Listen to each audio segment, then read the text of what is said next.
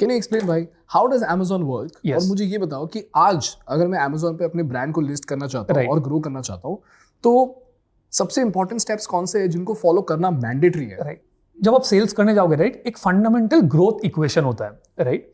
तो Amazon के लिए वो ग्रोथ इक्वेशन है कि आप कितने लोगों को अपने पेज में लेके आओगे, और अगर आप मान लो 100 लोगों को अपने पेज में लेके आए, आपका कन्वर्शन रेट 2% रहा, तो आप 2 पंखे बेचोगे राइट. तो 2 ही पार्ट रहता है, ट्रैफिक और conversion rate. And your sales, your revenue is nothing but traffic multiplied by conversion rate multiplied by what your AOV of the product is. तो लीवर्स क्या है? सबसे पहले यह है कि आपको आपका ट्रैफिक कहां से आएगा. तो ट्रैफिक आपका आता है 2 साइड से राइट. एक हो गया ऑर्गेनिक ट्रैफिक और एक हो गया पेड ट्रैफिक. तो ऑर्गेनिक ट्रैफिक नए ब्रांड्स के लिए बहुत डिफिकल्ट है, क्योंकि कोई जानता ही नहीं था. फॉर एग्जाम्पल आज एटमबर्ग का बहुत ऑर्गेनिक ट्रैफिक होगा, क्योंकि लोग सर्च करके आते हैं एटमबर्ग सीलिंग फैन. आप नॉर्मल सीलिंग फैन भी सर्च करोगे तब भी एल्गोरिदम ही आपको ऊपर ये करेगा, क्योंकि वो मार्केट लीडर है, सबसे ज्यादा एटमबर्ग ही बिकता है Amazon पे in this category. But day 1 पे जब आप स्टार्ट करोगे, आपको ऑर्गेनिक ट्रैफिक कुछ बहुत ज्यादा होगा नहीं. तो आपको फोकस करना है पेड ट्रैफिक पे. अब paid traffic is nothing but you, तो Amazon का एक नॉर्मल Amazon एड्स होता है, तो सर्च बेस्ड कीवर्ड्स पे यू रन योर एड्स. कि कोई सीलिंग फैन सर्च करेगा, you bid on that keyword ceiling fan, you ensure that आपका जो प्रोडक्ट है that is ranking on top for those keywords. तो ये हो गया आपका ट्रैफिक. तो ट्रैफिक बढ़ाने का 2 ही तरीका. ऑर्गेनिक ट्रैफिक कैसे बढ़ेगा? ऑर्गेनिक ट्रैफिक बढ़ेगा कि अगर आपके ब्रांडेड सर्चेस बढ़ेंगे. ब्रांडेड सर्चेस आपके तभी बढ़ेंगे जब आप ब्रांड बनाओगे आउटसाइड द प्लेटफॉर्म. तो आप मेटा में कुछ करोगे, इंस्टाग्राम में कुछ करोगे, फेसबुक में कुछ करोगे, आपका SEO रिलेटेड कुछ करोगे, आपके एग्जिस्टिंग कस्टमर्स आपके बारे में अच्छे बात करेगा, आपका वर्ड ऑफ माउथ होगा. All of this will create in organic traffic. And paid traffic is with in the platform. आप क्या करते हो? तो sponsored product, sponsored display, all this things will bring in paid traffic. तो ये हो गया. ये सब करके आप सर्टेन ट्रैफिक लेके आओगे. अब ट्रैफिक लाना is only half of the part. New brands also face struggle कि कन्वर्शन कितना हो रहा है. अब कन्वर्शन के लिए सबसे इंपॉर्टेंट है आप जो आपका लिस्टिंग है, you need a perfect listing. अब परफेक्ट लिस्टिंग में क्या होता है कि राइट फ्रॉम कि आपके इमेजेस क्या है. तो आप Amazon का लिस्टिंग देखोगे, आपको देखोगे you will see there are 6-7 images right which are there. कि हीरो इमेज होता है, उसके बाद आप स्क्रॉल करते जाते हो तो आपको 5-6 इमेजेस होता है. आइडियली हीरो इमेज के बाद आपके सारे जो इमेजेस होते हैं आपको अपने फीचर्स एक एक करके बताना है इन हर एक इमेजेस. फिर आपके आ जाते हैं 4-5 बुलेट पॉइंट्स आ जाते हैं where again you have to tell कि what the product stands for. तो आपको अपना प्रोडक्ट के बारे में बहुत अच्छे से बताना है इन योर लिस्टिंग कि what the product stands for, unique benefit क्या है and everything. Second, in addition to the perfect listing, you also need to ensure कि operations are correct. When I say operations are correct, मतलब आपको ये ensure करना है कि आपके products are well replicated across different warehouses. कि अगर आप बॉम्बे से बेच रहे हो और कोई गुवाहाटी से खरीद रहा है, उसको दिखेगा कि 10 दिन का डिलीवरी टाइम है. तो आपका कन्वर्शन रेट वैसे ही कम हो जाएगा, बिकॉज 10 दिन कोई वेट नहीं करता है. मतलब पंखे के लिए कोई नहीं वेट करेगा. मतलब for any product no one waits for so long. तो आपको अपना डिलीवरी टाइमलाइंस इंश्योर कराना है. And for that you need to get your replication and all correctly. क्या होता है रेप्लिकेशन और कैसे करते हैं? रेप्लिकेशन कैसे करते हैं कि you will need multiple warehouses. There are service providers की instead of keeping all your stock in central warehouse, आप अपने स्टॉक को डिस्ट्रीब्यूट करके मल्टीपल वेयर हाउसेस में रखो. बट कैसे डिसाइड करेंगे ब्रो कि कहाँ पे डिस्ट्रीब्यूट करना है? You know how the category operates. For example आपको पता है कि इंडिया में अगर आपके 100 पंखे बिकते हैं तो आपको पता है नॉर्थ में 25 बिकता है, साउथ में 35 बिकता है, वेस्ट में 25 बिकता है, ईस्ट में 15 बिकता है. तो you start of with that assumption. अगर आपके पास ऑलरेडी D2C का डेटा है, अगर आप ऑलरेडी अपने वेबसाइट से बेच रहे हो, तो आपको पता है कि आपका कौन से स्टेट में ज्यादा बिकता है. तो accordingly you do a state level demand planning. कि एक बार आपका डिमांड प्लानिंग होंगे, उस हिसाब से you also do a stock planning and try and replicate your stocks across warehouses. Got it. तो ये पार्टनर्स कौन से हैं जिनके साथ आपने पार्टनर करके अपने फैंस को डिस्ट्रीब्यूट किया? मल्टीपल पार्टनर्स है, मतलब लोकल वेयरहाउसेस है. So we have mostly worked with localised warehouses. But कैसे ढूंढते हैं भाई इनको? जैसे अगर मैं मुंबई में बैठ के अगर फैन बना रहा हूँ, तो मैं कैसे ढूंढ सकता हूँ इन सब लोगों को? ये आपको नॉर्मली मिल जाएगा. मतलब इफ यू गूगल कि I need warehouse partners in Chennai, warehouse partners, you figure out where do you need it, you will find it. And there are large players. तो अभी तो ऑर्गेनाइज्ड प्लेयर्स हो गए, लिस्टेड प्लेयर्स है, players like delivery, players like DHL. So all of them will have this service. So any kind of large player will also give you this distributed warehouses service. तो मैं delivery को phone करके बोल सकता हूँ कि I need a warehouse there, I need this much space there. So you don't actually need to have your own warehouse. Shared warehouses are very common. तो delivery मुझे शेयर्ड वेयरहाउसेस भी देते हैं?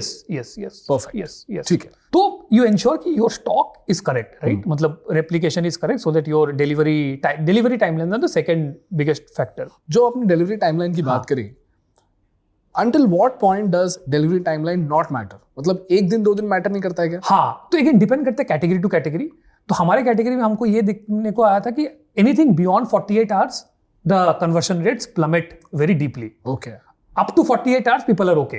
तो मतलब कोशिश करो कि 1 डे डिलीवरी आप दे सको. हाँ, that is the ideal thing. Yes, That is ideal. Yes, yes. Okay. Yes. तो ये जो 8 आवर्स डिलीवरी होता है, ये इसका क्या सीन है? Again, कहीं कुछ कैटेगरीज पे it is changing and also with consumer behaviour evolving with quick commerce may be that will become the norm. जब हम लोग कर रहे थे 2017, 18, 19 में, उस टाइम पे I think 48 hours is good enough. Maybe today if someone starts because people are used to quick commerce, right? लोगों को आदत है कि अभी मैं ऑर्डर करूं और अभी मेरे को चाहिए. In fact instant gratification is a consumer behaviour change which I have observed a lot. कि मतलब लोगों को everyone needs everything quickly. Correct. कि मेरे को 2 घंटे का पॉडकास्ट नहीं देखना है, मेरे को 30 सेकंड का रील देखना है. कि जो है मेरे को 30 सेकंड में बता दो, मेरे को बुक नहीं पढ़ना है, मेरे को समरी बता दो 10 मिनट में. तो that need for micro dramas, right? मेरे को नेटफ्लिक्स का 8 ये नहीं देखना है, मेरे को एक 8 का माइक्रो ड्रामा देखना है. तो वो तो नीड है. मतलब I think that's a consumer behaviour evolve. That's how our brains are getting evolved. So I think that need is there. So today maybe you will need 8-hour delivery, 16-hour delivery. But as the need evolves, these service partners will also emerge. मतलब वो emerge होंगे. मतलब अगर brands का need है तो मतलब this partner, the ecosystem partners will also evolve. Understood. So what you're telling me, by the way, आपके fans quick commerce में listed है? Yes. Okay. तो आप बोल रहे हो कि अगर आपको e-com क्रैक करना है तो कोशिश करो कि आपका इमेज, स्टॉप डिस्ट्रीब्यूशन और डिलीवरी जो है, हाँ, वो इस तरीके एकदम से बेसिक हो. मतलब these are basics which need to be sorted. उसके बाद है आपके रेटिंग्स एंड रिव्यूज. कि आप घटिया प्रोडक्ट बेच के ई कॉमर्स में स्केल करना बहुत मुश्किल है. पहले क्या होता था, मतलब लोगों को फीडबैक इतना ट्रांसपेरेंट नहीं था प्रोडक्ट का. तो today you can not sell a bad product. Maybe you can sell, 1 महीना आप बेच दोगे, 2 महीना बेच दोगे, ये करोगे, बट उसके बाद your ratings and reviews will always show what the product actually delivers. तो रेटिंग्स एंड रिव्यूज आपको बिल्ड करने, वो बिल्ड करने का एक ही तरीका है, आप ऐसा प्रोडक्ट दो जो कमिट करते हो, डिलीवर करता है. तो डे 1 से हम लोग का ये फिलोसॉफी था कि never over commit and under deliver. And even if it means कि आप थोड़ा अंडर कमिट करो, that is fine, but always meet the consumer expectation. If you do not meet that expectation, you will always result in lower ratings and reviews. तो अगर आपका product का description सही है, आपका प्रोडक्ट एक सही प्रॉब्लम सॉल्व कर रहा है, यूएसपी जो है that is actually solving a consumer problem, consumers को उसमें वैल्यू मिल रही है, you are able to sort the delivery timelines, आपके सारे ऑपरेशंस आप सॉर्ट कर लियो, आपके रेटिंग्स एंड रिव्यूज अच्छे हैं, then very high chance your conversions will improve. तो Amazon का ना एक फ्लाई व्हील भी होता है, तो which is a very interesting thing. तो डे 1 में जब आप स्टार्ट करोगे, मोस्टली आपका पेड ट्रैफिक होगा, आपके कन्वर्शन रेट भी कम होंगे, क्योंकि कोई आपके ब्रांड को जानता नहीं है, आपका रेटिंग रिव्यूज कुछ नहीं है, राइट? धीरे धीरे क्या होगा, कुछ आपको अर्ली अडॉप्टर्स मिलेंगे कि जो मान लो एग्जैक्टली वही चीज ढूंढ रहा होगा जो आपका प्रोडक्ट दे रहा है. They will still by the product despite you not having a lot of reviews. तो उन्होंने वो खरीद लिया, फिर उनको जब वो प्रोडक्ट अच्छा लगता है, they will start giving positive reviews, right? You also start doing a lot of simultaneous things on say outside the platform भी आप थोड़ा ब्रांड बिल्डिंग पे काम करते हो, तो कुछ लोग आके ऑर्गेनिकली भी सर्च करने लगेंगे Amazon पे. फॉर एग्जांपल Amazon में आके लोग बाई 2018 लोग ऑर्गेनिकली आके सर्च कर रहे हैं कि एटमबर्ग फैन. तो फिर Amazon के एल्गोरिदम को भी लगता है कि ये एक नोन ब्रांड है, बाहर से भी लोग आके सर्च कर रहे हैं, ये एक प्रोडक्ट भी ऐसा है जिसके रेटिंग्स रिव्यूज भी बहुत अच्छे हैं, इनका कन्वर्शन रेट भी अच्छा है क्योंकि इन्होंने अपना सब कुछ सॉल्व कर रखा है, इनका प्रोडक्ट सही है, इनका टाइमलाइन सही है. तो Amazon आपको ऑर्गेनिकली भी विजिबिलिटी देने लगता है. तो बाई 2019-20 हमारे लिए क्या हुआ था, जब आप नॉर्मल जाके सर्च करोगे, राइट, सीलिंग फैन, तो organically without paying anything number 1 जो इस पे था वहां पे एटमबर्ग आने लगा था. And that reduces your cost of operations. जो हम लोग हर बार बोलते रहे ई कॉमर्स में आपको बेचने के लिए आपको बार बार every unit you have to spend on marketing and all, so your marketing also becomes more efficient. तो आपका मार्केटिंग और एफिशिएंट होने लगता है विद टाइम, बिकॉज 2 चीज हो गया, राइट? एक तो आपका डिपेंडेंसी ऑन एड्स कम हो गया क्योंकि ऑर्गेनिकली आप अभी डिस्कवर हो रहे हो. डे 1 में मान लो 100% dependency on ads and poor conversion rate. After some time maybe 50% dependency on ad and medium conversion rate, and after a long time maybe dependency on ads is 25% and conversion rate is top notch. So you see how that it's a virtuous cycle, right? Conversion rate is also improving जो आप खर्चा कर रहे हो, and in this case also organic traffic is also increasing. So it's a flywheel. And the more it happens, right? तो Amazon का एक sales velocity the biggest algorithm कि जो ज्यादा बिकता है वही ऊपर दिखता है. तो the moment you reach that flywheel, it just starts moving faster and faster and faster. And from 2019-20 onward, that has happened for us. कि मतलब Amazon पे हर साल हमारा जो ग्रोथ था वो कैटेगरी से बहुत बहुत फास्ट ग्रोथ था, because all of this flywheel had kicked in. मुझे एक क्वेश्चन है, आपने बात करी इंस्टेंट ग्रेटिफिकेशन के बारे में, बट आपका जो प्रोडक्ट है बाय डिफॉल्ट ग्रेटिफिकेशन को डिले करता है। तो अगर मैं आज एक पंखा खरीदूं, जैसे आपने बोला कि अगर नॉर्मल पंखे अगर 1500 रुपीज़ को बिकते हैं, तो आपका जो प्रोडक्ट है वो 3500 रुपीज़ को बिकता है। पूरे साल में 1500 रुपीज़ का सेविंग होगा। तो मेरी जो पापा की जनरेशन जो है वो इस चीज़ को लेकर बहुत कॉन्शियस थी कि 1500 रुपये बचेंगे और हम एक साल वेट कर लेंगे, क्योंकि उनके जनरेशन में instant gratification was not a problem. But हमारी जनरेशन जो है 1500 रुपये over 1 year saving seems so far-fetched that it becomes a factor of error in our budgeting. So my question is, ये जो 2.5x का जो प्राइस जंप है, ये आपने Amazon में इस जनरेशन को किस तरीके से पुट फोर्थ किया, जिसकी वजह से आपका प्रोडक्ट इस पूरे कैटेगरी में एक स्टैंड आउट प्रोडक्ट बना? तो हमने जब शुरू किया था, हमारे 2 क्लियर प्रोपोजिशंस थे। एक था कि ये पंखा रिमोट से चलता है, और दूसरा था कि पंखे में 1500 रुपए का सेविंग है एनुअली। एंड जब हमने अमेजोन में लिस्ट किया तो ये दोनों चीजें मैंने बताई, and some people started liking it, some people started buying it. और जब वो खरीदने लगे, राइट, जब हमने उनसे बात की तो हमको क्लियरली पता चल रहा था कि 2 डिस्टिंक्ट टाइप ऑफ कंज्यूमर्स है। एक कंज्यूमर्स है जिनको सही में बचत चाहिए थी। उस टाइम पे एक वेबसाइट हुआ करती थी bijlibachao.com, और that website used to have like 100,000 plus visitors every week who used to come, and वो देखते थे कि कहाँ पे बिजली बच रही है, क्या क्या और नए अप्लायंसेस है, कहाँ का स्टार रेटिंग वाले अप्लायंसेस थे। नीश ऑडियंस थी, बट एक ऑडियंस होती। बट एक सेकेंड ऑडियंस हमको उस टाइम पे मिला जो पंखा सिर्फ इसलिए ले रहे थे क्योंकि ये रिमोट से चलता है। ओके, हाँ, क्यों? क्योंकि उनके घर में ये था कि मेरा सब कुछ टीवी रिमोट से चलता है, एसी रिमोट से चलता है, तो रात को मेरे को उठ के पंखे का और रेगुलेटर के बजाय जाके मेरे को नहीं बदलना है। तो जो and this were your tech adopters, early tech adopters थे, मतलब दिस वर इंजीनियर्स, मतलब पीपल स्लाइटली बैचलर्स, मतलब लेट 20s में होंगे, अर्ली 30s में होंगे, एक यंग डेमोग्राफिक था। तो जब वो पंखे लेने जा रहे थे ना, उनको ये बहुत कूल लग रहा था कि अरे भाई मैं बताता हूँ, हाँ मैं ही हूँ वो कस्टमर। क्यों मैं बताता हूँ, हाँ, रात को मैं सोया हूँ, ठीक है, और मेरे घर में ना जो स्विच है वो बेड स्विच नहीं है, यस, वो दूर का स्विच है। सबका यही होता है। तो मुझे रात को उठ के पंखा चेंज नहीं करना, यस, पहले तो। दूसरी बात ये है कि मुझे रात को उठना देखना नहीं है कि अरे स्विच कहाँ पर है और मैं जाके चल के जाऊँ। कभी कभी मैं गिर भी जाता था, कभी कभी मेरा डॉग सोया रहता था, तो कभी मैं उसके ऊपर पैर दे देता था। तो it is a very painful process, specially when you are deep asleep. Yes. Number 2, ये मेरे घर में होता था कि जब बाई पोछा मारती थी तो floor used to be wet, पंखा बंद कर दिया तो मम्मी पहले बोलती थी जाके पंखा लगा दे।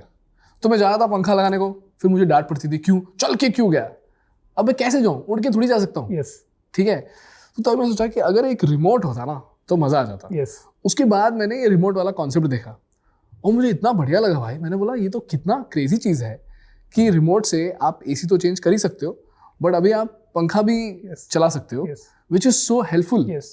एंड बिकॉज उसमें रेगुलेटर भी है तो आपको टेंशन नहीं है कि रेगुलेटर जाके चेंज करो। या और बाय द वे रेगुलेटर बहुत खराब भी होते हैं for some reason, I don't know why, which is why I can understand. तो ये था सेकंड प्रोपोजिशन। बट इसके when we started doing this, right, फिर लोगों की नीड आने लगी, बोले कि ये दोनों फीचर्स हमको बहुत अच्छे लग रहे हैं, बट क्या है ना कि आप 3,500 का जब मैं पंखा ले रहा हूँ, मेरे को ना पंखा अच्छा दिखने वाला भी चाहिए। एंड ये नीड बहुत रिव्यूज में आ रहे थे कि I really like your product, but आपका प्रोडक्ट ना मैं कभी ड्राइंग रूम में नहीं लगाऊंगा, क्योंकि उस टाइम पे हमारा एकदम सिंपल लुकिंग प्रोडक्ट होता था। एफिशियो नाम का प्रोडक्ट था, एकदम ही सिंपल लुकिंग प्रोडक्ट था 2017 में।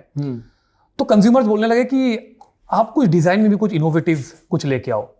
And that was the biggest turning point कि 2018 में we launched our Renesa ceiling fan, which is the world's most compact motor ceiling fan. तो इससे पहले सीलिंग फैन एक सर्टेन तरीके में दिखता था, एक लार्ज मोटर होता था, 3 ब्लेड्स होती थी।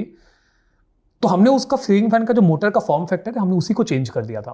And that the BLDC motor enabled us to do. आपको ना उतनी लार्ज मोटर की जरूरत ही नहीं थी। And that enabled us to launch Renesa in 2018, and that was a super hit. उसमें ऐसा क्या खास था bro? The form factor itself is very different. मतलब उस टाइप का शेप का कभी किसी ने वैसा सीलिंग फैन देखा ही नहीं था।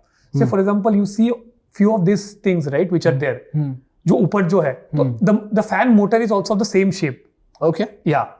So it looked very minimalist, very sleek. So the moment this happened, right, कि मेरे पास एक प्रोडक्ट है जो बहुत ही अलग दिखता है, पंखे में रिमोट भी आता है और पंखा बिजली भी बचाता है। जब ये तीनों चीज कंबाइन हो जाता है तब the value proposition became very very strong for consumers. तो फिर कंज्यूमर्स को लगने लगा कि अरे ये तो मतलब नो ब्रेनर है, कि ये तो मेरे को लेना ही है। Started off with younger audience. हमारी इनिशियल जो कंज्यूमर्स थे most of them were in their like 20s 30s, first time घर ले रहे हैं, फर्स्ट टाइम घर बना रहे हैं, but slowly and gradually it move to the older audience also. तो मैंने ये भी लिखा था कि मतलब एक हमको कंज्यूमर ट्रेंड का जो बेनिफिट मिला था कि अगर आप 20 साल पहले देखोगे इंडिया में लोग बाय डिफॉल्ट ट्रस्ट नहीं करते नए ब्रांड्स को। India is a trust deficit country. मतलब ये बहुत लोगों ने इसके बारे में बात किया है कि तभी आप देखते हो कि जैसे टाटा जैसे कॉन्ग्लोमरेट्स एग्जिस्ट करती है जो नमक से लेके कार सब कुछ बिकता है कि टाटा का नाम है तो मतलब ट्रस्ट है।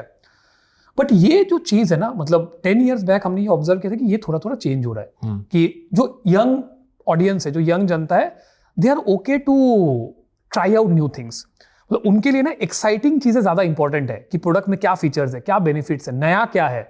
मतलब लोग दुकान में जाके पूछने लगे थे नया क्या है कि, और अभी भी ये बहुत ही कॉमन, ये जब भी मैं दुकान में जाता हूँ कंज्यूमर्स को देखता हूँ, वो देखते ही लोग आके पूछते हैं नया क्या है, व्हाट इज न्यू। तो पहला लेसन आपने मुझे ये बताया कि अगर आपने एक प्रोडक्ट बना लिया है और आपको दिख रहा है कि इसमें एक वैल्यू प्रोपोजिशन है, जाके उस कस्टमर को ढूंढो जिसके लिए वो वैल्यू प्रोपोजिशन लाइफ चेंजिंग हो। एब्सोल्युटली। इन दिस केस आपने एक फैन बनाया जो कि बिजली बचाता है, तो आपने पहले तो जाके कस्टमर को बेचने की कोशिश करी, तो वहां पे रिटेलर्स ने आपको मना कर दिया क्योंकि उनके लिए वो इतनी बड़ी बात थी नहीं।